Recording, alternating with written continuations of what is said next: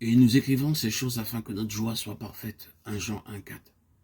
Lorsque les mystères cachés de la parole de Dieu nous sont révélés, nos cœurs sont remplis d'une joie qui nous fortifie. Notre force ne repose pas sur la simple connaissance biblique. Nous sommes forts lorsque le Seigneur Jésus lui-même nous révèle par son esprit les mystères de sa parole.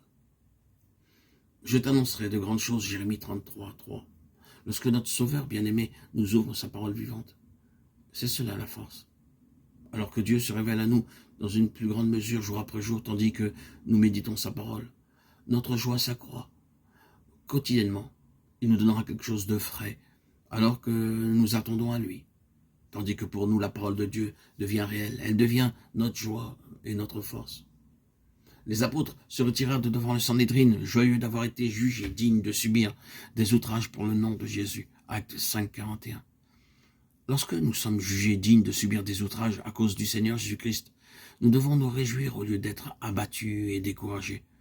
Parce qu'alors, nous voyons sa gloire d'une façon nouvelle, et dans cette joie, nous trouvons une force nouvelle et merveilleuse.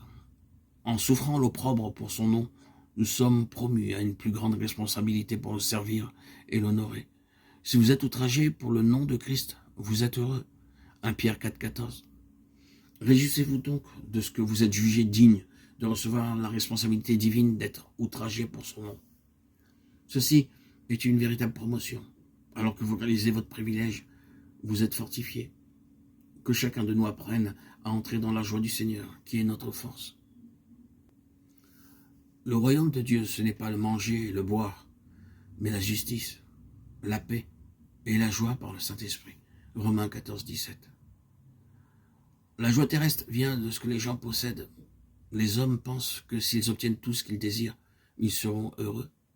Mais tôt ou tard, la vie déçoit et les espoirs s'en vont. Tout ce qui, pensiez-vous, pouvait vous apporter de la joie se révélera pour finir n'être rien.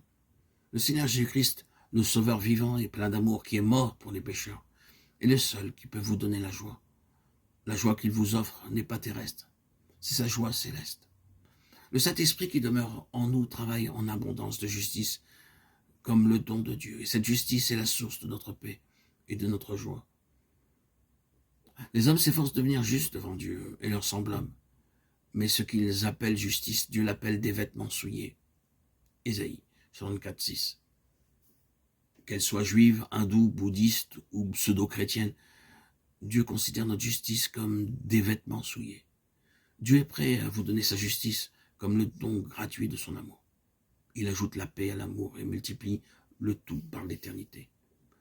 C'est sa grâce. À cet amour et cette paix, il ajoute la joie par le Saint-Esprit. Si vous laissez le Saint-Esprit de Dieu entrer et travailler en vous, vous serez juste de la justice de Dieu. Alors, vous bondirez de la joie de Dieu à cause de l'assurance par l'Esprit de ce que vous êtes juste aux yeux de Dieu et de ce que, jour après jour, vous deviendrez plus riche, plus pur et plus fort en lui.